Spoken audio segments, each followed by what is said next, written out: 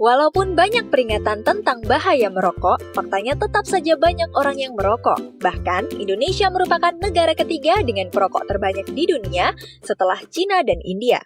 Seperti apa sebenarnya bahaya rokok bagi kesehatan? Ini kata dokter.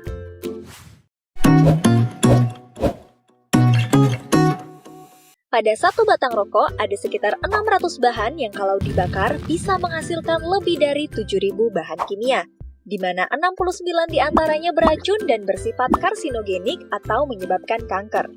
Komponen dalam rokok dapat dibedakan dalam dua bentuk, fase gas dan fase tar atau fase partikulat. Fase gas adalah berbagai macam gas berbahaya yang dihasilkan oleh asap rokok, seperti karbon monoksida, benzena, formaldehida, hidrogen sianida. Karbon monoksida, gas beracun yang mudah berikatan dengan hemoglobin di sel darah merah sehingga hemoglobin yang seharusnya berikatan dengan oksigen malah berikatan dengan karbon monoksida dan menyebabkan jaringan tubuh kekurangan oksigen. Jika terjadi terus-menerus juga bisa menyebabkan kerusakan dinding pembuluh darah. Benzena, senyawa yang bersifat karsinogen dapat meningkatkan risiko leukemia atau kanker darah. Formaldehida mengakibatkan iritasi pada mata, hidung, dan tenggorokan. Jika terus-menerus terpapar zat ini bisa mengakibatkan kanker. Hidrogen sianida, gas beracun yang dapat berdampak buruk pada jantung, sistem saraf, paru-paru, dan tiroid. Selanjutnya, fase tar atau fase partikulat, yaitu residu hasil pembakaran rokok. Tar bisa menempel di paru-paru dan dapat merusak silia atau rambut halus di paru-paru, yang berfungsi membersihkan paru-paru dari dahak atau mukus, sehingga meningkatkan risiko penyakit paru. Tar juga bisa menempel di rongga mulut, gigi, ujung jari, dan kuku perokok sehingga menyebabkan warna kuning. Tar juga mengandung berbagai senyawa kimia yang sebagian besar terdiri dari nikotin, logam berat seperti nikel, dan zat karsinogen yang berbahaya seperti TSNA, PAH, dan arsenik. Nikotin. Nikotin bekerja di otak merangsang meningkatnya hormon adrenalin dan dopamin yang menyebabkan perokok merasa senang, lebih fokus, dan konsentrasi. Ketika berhenti merokok, kedua hormon ini berkurang dan saat itu perokok akan mulai merasa cemas, uring-uringan, dan hilang konsentrasi sehingga menyebabkan kecanduan rokok.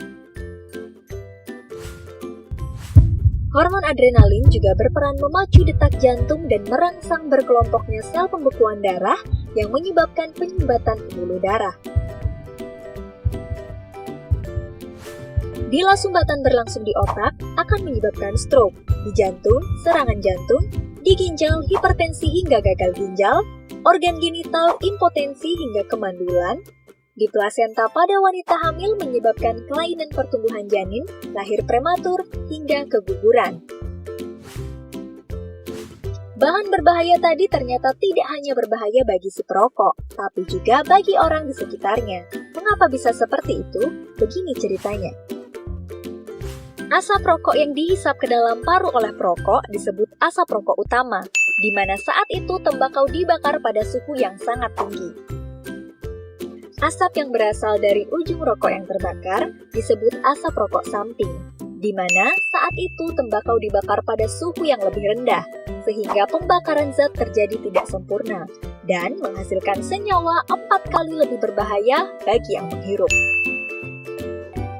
Residu asap rokok juga bisa menempel di rambut, kulit, baju, karpet, dinding, ataupun di dalam mobil yang disebut dengan third hand smoke. Residu ini bisa bertahan berhari-hari hingga berbulan-bulan dan dapat mengalami transformasi kimia menghasilkan polutan karsinogenik yang lebih berbahaya.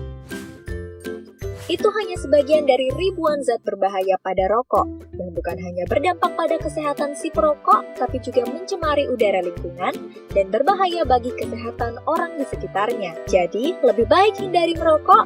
Bagi yang tetap merokok, sebaiknya hindari merokok di kawasan tanpa rokok. Karena semua orang berhak menghirup udara bebas dari asap rokok. Ini kata dokter tentang bahaya rokok. Terima kasih sudah menyaksikan video ini. Jangan lupa like, share, dan subscribe. See you on the next video.